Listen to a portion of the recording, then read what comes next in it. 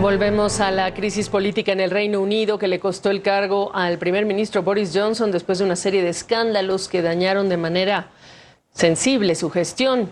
Pero, ¿qué consecuencias tiene su salida? Vamos a platicar ya con Fausto Pretelín, él es analista internacional.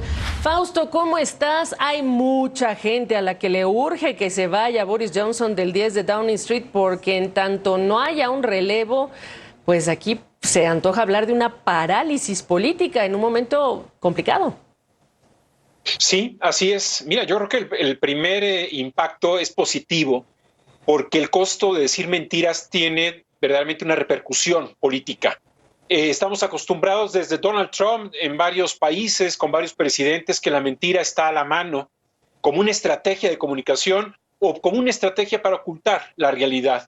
Creo que esa es una buena noticia porque Boris Johnson abusó de la confianza, no solamente de los británicos, sino particularmente también de los diputados de su partido, que eso es lo que llama la atención.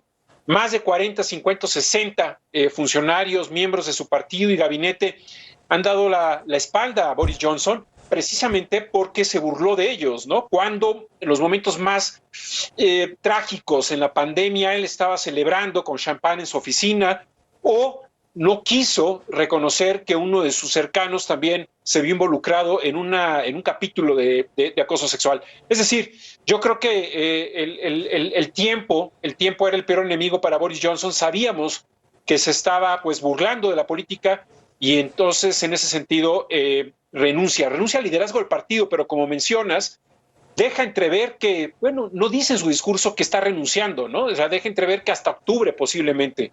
La crisis actual de la política no le va a dejar llegar hasta octubre. Creo que lo que le están pidiendo 6, 7 diputados hoy en la mañana allá en Londres es que se vaya ya, porque de alguna manera no hay confianza para el día de mañana.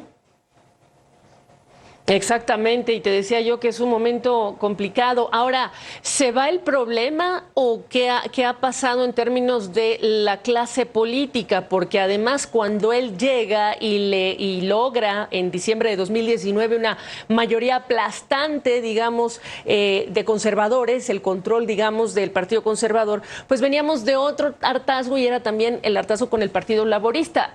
¿Cómo lo estás viendo tú? Mira, yo creo que este es un capítulo que se debe de incrustar de cuando inicia en el 2016 el tema del Brexit.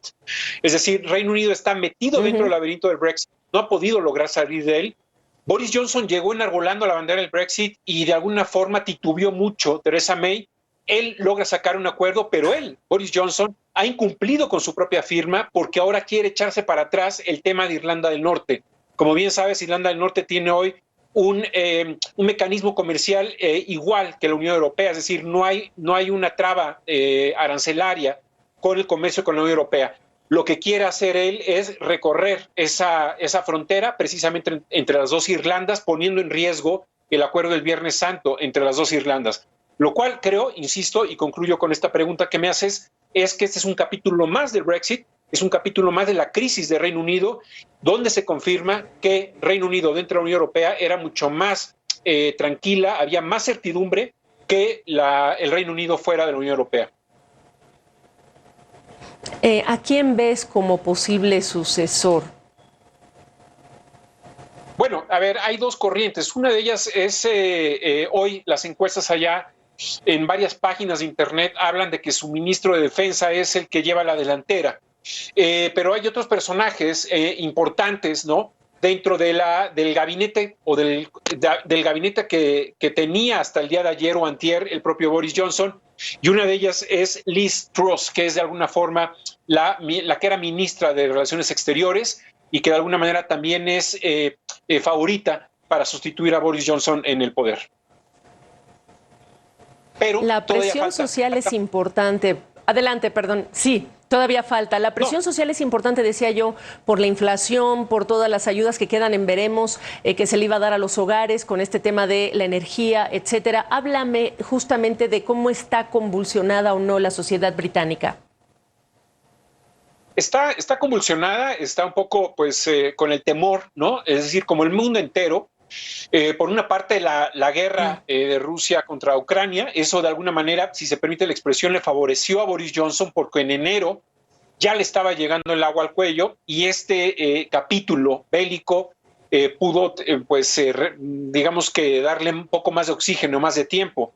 Yo creo que la sociedad británica en esos momentos está pendiente, evidentemente, por el tema de la economía, ¿no? Es decir, la economía es el principal tema del que está sufriendo por la inflación también, por la situación que no ha logrado destrabar el problema del Brexit, por la situación laboral, ¿no? En donde también ha sido un gran problema el hecho de que ha habido algunas vacantes que no han sido cubiertas, porque desde que se firmó el Brexit, muchos de los empleos quedaron prácticamente vacíos, en el sentido de que pues salieron muchos migrantes de Reino Unido por estas amenazas y por esta decisión de Boris Johnson.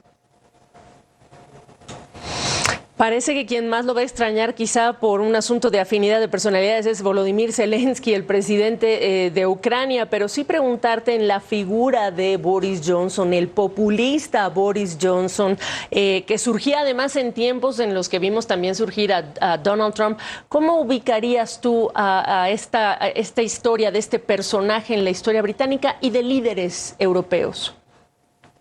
Mira, tiene luces y sombras, es un personaje culto, un personaje leído, un personaje que ha escrito un libro sobre Churchill, una biografía sobre Churchill, pero al mismo tiempo también hay que decir que generó empatía con la sociedad británica, porque salió de esas formas quizás un poco ortodoxas, aburridas, si se permite la expresión, pero la otra parte es el gran problema, es la mentira, el trumpismo que habita en él. Yo creo que Donald Trump también ha de estar triste el día de hoy, porque se va Boris Johnson pronto y ya no tocaría en caso de que Trump regresara a la Casa Blanca en un supuesto escenario, ¿no?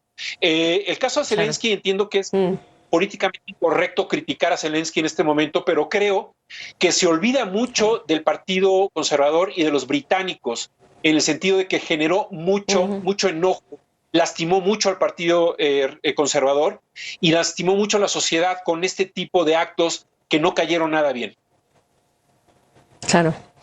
Pues interesante el episodio que se está viviendo, desafiante, por supuesto, allá en el Reino Unido. Gracias, Fausto. Fausto Pretelín, internacionalista.